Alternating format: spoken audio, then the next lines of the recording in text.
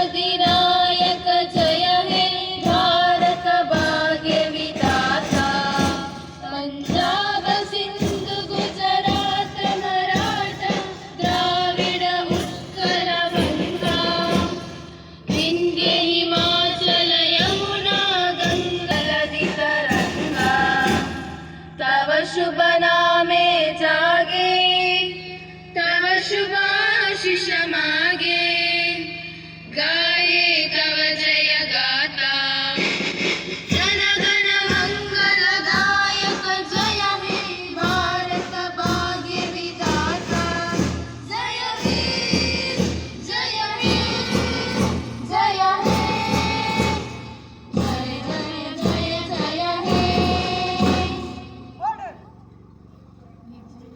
विश्व तिरंगा प्यारा झंडा ऊंचा रहे हमारा विजयी विश्व तिरंगा प्यारा झंडा ऊंचा रहे हमारा झंडा ऊंचा रहे हमारा झंडा ऊंचा रहे हमारा विजयी विश्व तिरंगा प्यारा झंडा ऊंचा रहे हमारा विजयी विश्व तिरंगा प्यारा झंडा ऊंचा रहे हमारा झंडा ऊंचा रहे हमारा झंडा ऊंचा रहे हमारा सदा शक्ति सरसाने वाला प्रेम सुधा बरसाने वाला सदा शक्ति सरसाने वाला प्रेम सुधा बरसाने वाला वीरों को वर्षाने वाला मातृभूमि का तन मन सारा वीरों को वर्षाने वाला मातृभूमि का तन मन सारा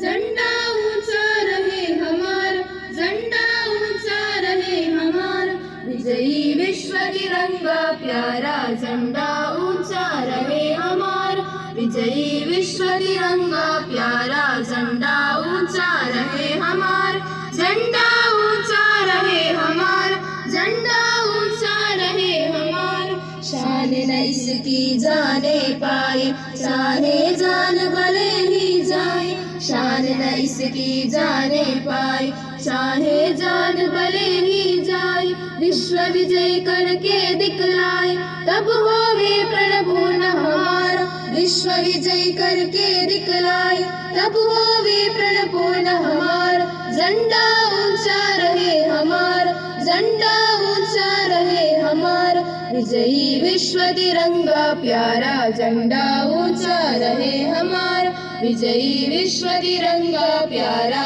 झंडा ऊंचा रहे हमारा झंडा ऊंचा रहे हमारा झंडा ऊंचा रहे हमारा झंडा ऊंचा रहे हमारा। ನಾವು ಭಾರತವನ್ನು ಸಾರ್ವಭೌಮ ಸಮಾಜ ನಂಬಿಕೆ ಧರ್ಮ ಸ್ವಾತಂತ್ರ್ಯವನ್ನು ಸ್ಥಾನಮಾನ ಮತ್ತು ಅವಕಾಶಗಳ ಸಮಾನತೆಯನ್ನು ದೊರೆಯುವಂತೆ ಮಾಡುವುದಕ್ಕಾಗಿ ವ್ಯಕ್ತಿ ಗೌರವ, ದೇಶದ ಏಕತೆ ಮತ್ತು ಸಮಗ್ರತೆಗಾಗಿ ಎಲ್ಲರಲ್ಲಿ ಭ್ರಾತೃತ್ವ ಭಾವನೆಯನ್ನು 1949ನೇ ಇಸವಿಯ ನವೆಂಬರ್ ತಿಂಗಳ ನಮಗೆ ನಾವೇ ಅರ್ಪಿಸಿಕೊಂಡು ಅಂಗೀಕರಿಸಿ ಶಾಸನವಾಗಿ ರೂಪಿಸಿಕೊಂಡಿದ್ದೇವೆ. ಆರ್ಡರ್. ಈಗ ಸೇಂಟ್ ಜೋಸೆಫ್ಸ್ ಪ್ರೌಢಶಾಲಾ ವಿದ್ಯಾರ್ಥಿಗಳಿಂದ ನೃತ್ಯ ಪ್ರದರ್ಶನ.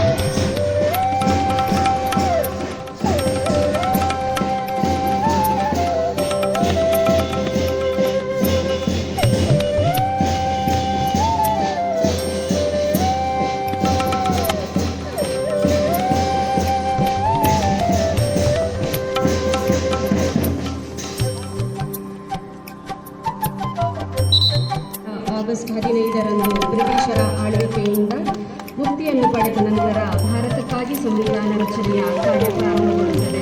ಸಂವಿಧಾನ ಶಿಲ್ಪಿ ಡಾಕ್ಟರ್ ಬಿ.ಆರ್. ಅಂಬೇಡ್ಕರ್ ರಚಿಸಿದ ಭಾರತದ ಸಂವಿಧಾನವು 1950 ಜನವರಿ 26ರಂದು ಜಾರಿಗೆ ಬರುತ್ತದೆ. ಈ ದಿನದ ಮಹತ್ವವನ್ನು ಸಾರುವುದಕ್ಕಾಗಿ ನವ ಭಾರತದ ನಿರ್ಮಾಣಕ್ಕೆ ಹೊಸ ದಿಕ್ಕನ್ನು ತೋರಿಸುವ ಮೂಲಕ ತಮ್ಮ ಅನನ್ಯ ಕೊಡುಗೆಯೊಂದಿಗೆ ಇತಿಹಾಸವನ್ನು ಸೃಷ್ಟಿಸಿದ ಭಾರತದ ಸಂವಿಧಾನದ ನಿರ್ಮಾತೃ ಡಾಕ್ಟರ್ ಬಿ.ಆರ್. ಅಂಬೇಡ್ಕರ್ ರವರ ಭಾವಚಿತ್ರಕ್ಕೆ ಪುಷ್ಪಾರ್ಚನೆಯ ಮೂಲಕ ಗೌರವಾರ್ಪಣೆ.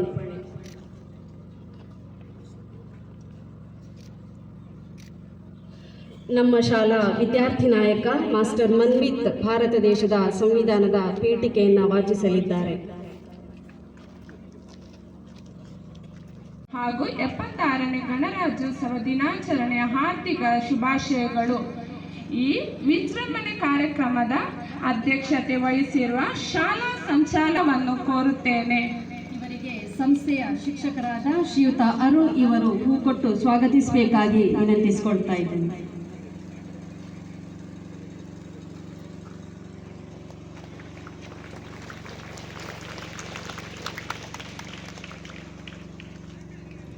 ಈ ಕಾರ್ಯಕ್ರಮದ ಮುಖ್ಯ ಅಭ್ಯಾಗತೆಯಾಗಿ ಉಪಸ್ಥಿತರಿರುವ ಸ್ವಾಗತಿಸಬೇಕಾಗಿ ವಿನಂತಿಸಿಕೊಳ್ತಾ ಇದ್ದೇನೆ.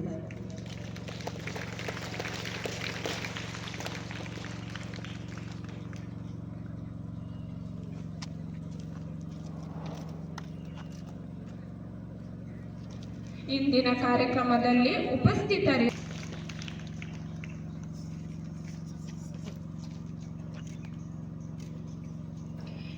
ಅದೇ ರೀತಿ ಇಂದಿನ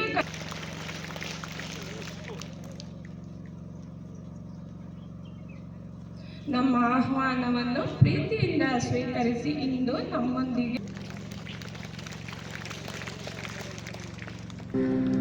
ಇರ್ತೇವೆ. ಅಂದ್ರೆ ನಮಗೆ ಆಗ ಯಾವುದೇ ಅವನು ಆ ಜಾತಿ ಇವನು ಈ ಜಾತಿ ಆ ಧರ್ಮ ಅಂತಹ ಯಾವುದೇ ಭೇದ ಭಾವವಿರುವುದಿಲ್ಲ.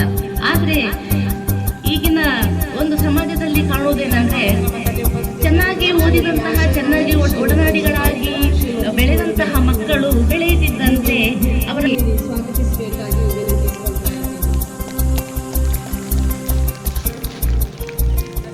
ಇಂದಿನ ಪೀಳಿಗೆಗಳೇ ಮುಂದಿನ ಭವಿಷ್ಯ. ಆ ಭವಿಷ್ಯವೇ ಇಂದು ನಮ್ಮ ಮುಂದಿದೆ. ಸಂಸ್ಥೆಯ ಎಲ್ಲ ವಿದ್ಯಾರ್ಥಿಗಳಿಗೆ ಈ ಕಾರ್ಯಕ್ರಮಕ್ಕೆ ನನ್ನೆಯ ಸ್ವಾಗತವನ್ನು ಕೋರುತ್ತೇನೆ.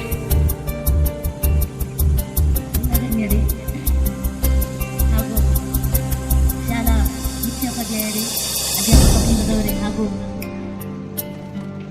ನನ್ನ ನೆಚ್ಚಿನ ಪುಟಾಣಿಗಳೇ, ನಮಗೆಲ್ಲರಿಗೂ 76ನೇ ವರ್ಷದ ಗಣರಾಜ್ಯೋತ್ಸವ ದಿನದ ಹಾರ್ದಿಕ ಶುಭಾಶಯಗಳು.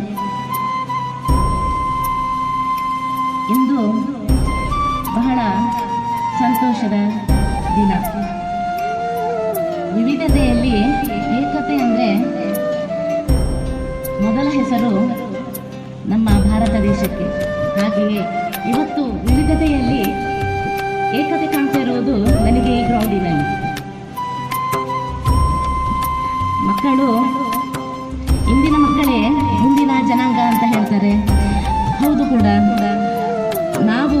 ನಾನಂದರೆ ನನ್ನ ವಿದ್ಯಾಭ್ಯಾಸದ ಸಮಯದಲ್ಲಿ ನಮಗೆ ಅಂತಹ ದೊಡ್ಡ ಮಾರ್ಗದರ್ಶಕರು ಯಾರಿಲ್ಲ. ಶಾಲೆಯಲ್ಲಿ ಚೆನ್ನಾಗಿ ಪಾಠ ಹೇಳಿಕೊಡ್ತಾ ಇದ್ರು, ಆಟ ಆಡಿಸ್ತಾ ಇದ್ರು. ಆದರೆ ನಮ್ಮ ಒಂದು ಬಾಲ್ಯದ ಟೈಮಿನಲ್ಲಿ ನಮ್ಮ ತಂದೆ ತಾಯಿಗಳು ಈಗಿನ ತಂದೆ ತಾಯಿಯರಷ್ಟು ವಿದ್ಯಾವಂತರಲ್ಲ. ನಮಗೆ ಏನಿದ್ದರೂ ಯಾವ ಮಾರ್ಗದರ್ಶನವನ್ನು ನೀಡುತ್ತಿದ್ದರೂ ಅದು ಶಾಲೆಯಿಂದಲೇ. ಆದರೆ ಈಗಿನ ಮಕ್ಕಳಿಗೆ ಶಾಲೆಯಿಂದ, ಊರವರಿಂದ, ಹೆತ್ತವರಿಂದ ತುಂಬ ಪ್ರೋತ್ಸಾಹ, ಮಾರ್ಗದರ್ಶನಗಳು ಎಲ್ಲ ಸಿಗ್ತಾ ಇದೆ. ಅದನ್ನು ಚೆನ್ನಾಗಿ ಮೈಗೂಡಿಸಬೇಕು ಅಂತ ನಾನು ಕೇಳಿಕೊಳ್ತಾ ಇದ್ದೇನೆ.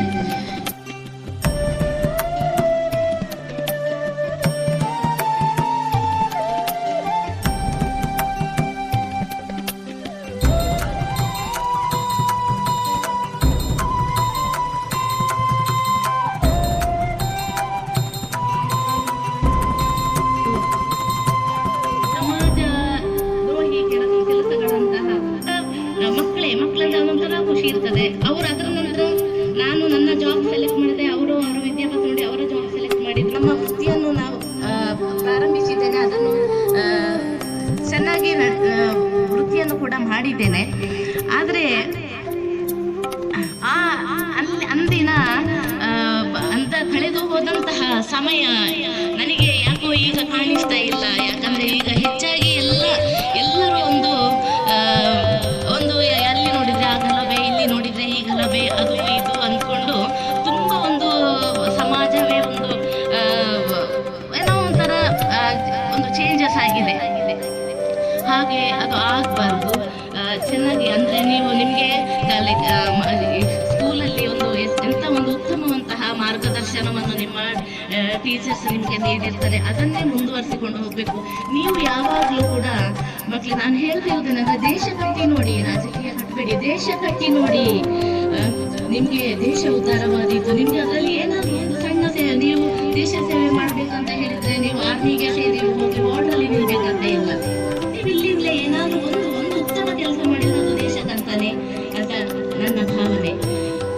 ಹಾಗೆ ಮಕ್ಕಳು ಒಂದು ಅಂದರೆ ನಾನು 2014-2015 ಹೋಗಿದೆ. ಅಲ್ಲಿ ಒಂದು 10 ವರ್ಷಗಳ ಮಿಷನ್. ಅದು 7 ದೇಶಗಳು ಸೇರಿ ಒಟ್ಟಾಗಿ ಸೇರಿ ಒಂದು 6 ತಿಂಗಳು ಅಥವಾ 1 ವರ್ಷಗಳಂದ್ರೆ ನಾವಲ್ಲಿ ಶಿಕ್ಷಕರು ಅಲ್ಲಿ ಹೋಗಿ ನಮ್ಮ ಸ್ಕೂಲಲ್ಲಿ ಅವರಿಗೆ ಟೀಚ್ ಮಾಡೋದು ಅಂತ ಇದಿತ್ತು. ಅವರೇ ಅಂತಹ ಒಂದು ಹಿಂದುಳಿದ ದೇಶ 2014-15 ನಾನು ಕೋರುತ್ತೇನೆ. ಇವತ್ತು ಒಂದು ಸಂವಿಧಾನದ ಸಂಭ್ರಮ. ನಾವೆಲ್ಲರೂ ಒಂದೇ ಭಾರತ ಈ ಭೂಮಿಯಲ್ಲಿ ನಾವು ನೆಲೆಸಿರುವಾಗ ನಾವೆಲ್ಲರೂ ಒಂದೇ ಈ ಭಾರತಾಂಬೆಯ ಮಕ್ಕಳು ಜಾತಿ ಧರ್ಮವನ್ನು ಬಿಟ್ಟು ನಾವೆಲ್ಲ ಒಟ್ಟುಗೂಡಿ ನಮ್ಮ ಸಂವಿಧಾನವನ್ನು ರಕ್ಷಿಸಬೇಕು, ನಮ್ಮ ಸಂವಿಧಾನಕ್ಕೆ ಘನತೆ ಗೌರವವನ್ನು ನೀಡಬೇಕೆಂದು ಈ ಒಂದು ಮಹತ್ವವನ್ನು ತಿಳಿಸಿದೆ. ವಿಶೇಷವಾಗಿ ಇಂದಿನ ಮುಖ್ಯ ಅತಿಥಿ ಆಗಿ ಬಂದಂತ ಮಿಸಸ್ ಅನಿತರವರು ಒಂದು ಸಾಮಾನ್ಯ ವಿದ್ಯಾರ್ಥಿನಿಯಾಗಿ ಸಾಮಾನ್ಯ ಒಂದು ಶಾಲೆಯಲ್ಲಿ ಹಾಗೂ ಒಂದು ಸಾಮಾನ್ಯ ಪ್ರದೇಶದಲ್ಲಿ ಕಲಿತು ಓದಿ ಒಂದು ಭಾರತ ದೇಶದಲ್ಲಿ ಉತ್ತಮ ಸೇವೆ ನೀಡಿ ಈ ಒಂದು ಗೌರವ ಅವರಿಗೆ ಇವತ್ತು ಸಲ್ಲುತ್ತದೆ. ಯಾಕಂದ್ರೆ ನಾವೆಲ್ಲರೂ ಎಲ್ಲಿ ಇದ್ರು ಸಹ, ಯಾವ ಪ್ರದೇಶದಲ್ಲಿ ಇದ್ರು ಸಹ, ನಾವು ನಮ್ಮ ಭಾರತಕ್ಕೆ ಕೊಡುವಂತಹ ಸೇವೆಯನ್ನು ಸದಾ ಯಾವಾಗಲೂ ಕೊಡಲು ನಾವು ಸಿದ್ಧ ಎಂದು ಅವರ ಆ ಒಂದು ಜೀವನ ಶೈಲಿಯನ್ನು ತೋರಿಸಿದ್ದಾರೆ. ಪ್ರಥಮವಾಗಿ ಶ್ರೀಮತಿ ಅನಿತರವರೇ, ತಮಗೂ ನಾನು ಧನ್ಯವಾದ ಸಮರ್ಪಣೆ ಮಾಡುತ್ತೇನೆ. ಇಂದು ಈ ವಿದ್ಯಾಸಂಸ್ಥೆಯಲ್ಲಿ ಉತ್ತಮ ರೀತಿಯಲ್ಲಿ ಈ ಒಂದು ಗಣರಾಜ್ಯೋತ್ಸವ ಸಂಭ್ರಮವನ್ನು ಆಚರಣೆ ಮಾಡಲು ಎಲ್ಲ ವಿದ್ಯಾರ್ಥಿನಿಯರು ಸಹಕಾರ ನೀಡಿದ್ದಾರೆ. ಇಲ್ಲಿ ಒಂದು ಮಾನವ ಸರಪಳಿ ಆಗಲಿ, ಶಿಕ್ಷಕ ಸಂಘದ ಉಪಾಧ್ಯಕ್ಷರುಗಳಾದ ಶ್ರೀಯುತ ಈಶ್ವರ್, ನಿಮಗೆ ಸಂಸ್ಥೆಯ ಪರವಾಗಿ ಪ್ರೀತಿಪೂರ್ವಕ ಧನ್ಯವಾದಗಳು. ವೇದಿಕೆಯಲ್ಲಿ ಉಪಸ್ಥಿತರಿರುವ ನಮ್ಮ ಈ ವಿದ್ಯಾಸಂಸ್ಥೆಯ ಮುಖ್ಯಸ್ಥರುಗಳಾದ ಶ್ರೀಯುತ ಕಿರಣ್ ಕುಮಾರ್, ಶ್ರೀಮತಿ ಶ್ರೀಲತಾ, ಮಿಸ್ಟರ್ ವೆಂಕಟ ರೋಡ್ರಿಗೆಸ್, ಶ್ರೀಮತಿ ದಕ್ಷಾ, ನಿಮಗೆಲ್ಲರಿಗೂ ಆತ್ಮೀಯ ನಮನಗಳು. ಇಲ್ಲಿ ಉಪಸ್ಥಿತರಿರುವ ಈ ಸಂಸ್ಥೆಯ ನನ್ನೆಲ್ಲ ವೃಂದಕ್ಕೂ ಹೃತ್ಪೂರ್ವಕ ಧನ್ಯವಾದಗಳು. ಅದೇ ರೀತಿ ಇಲ್ಲಿ ನಡೆದಿರುವ ಚರ್ಚಿನ ಎಲ್ಲ ಭಕ್ತಾದಿಗಳಿಗೂ ನನ್ನೆಲ್ಲ ವಿದ್ಯಾಭಿಮಾನಿ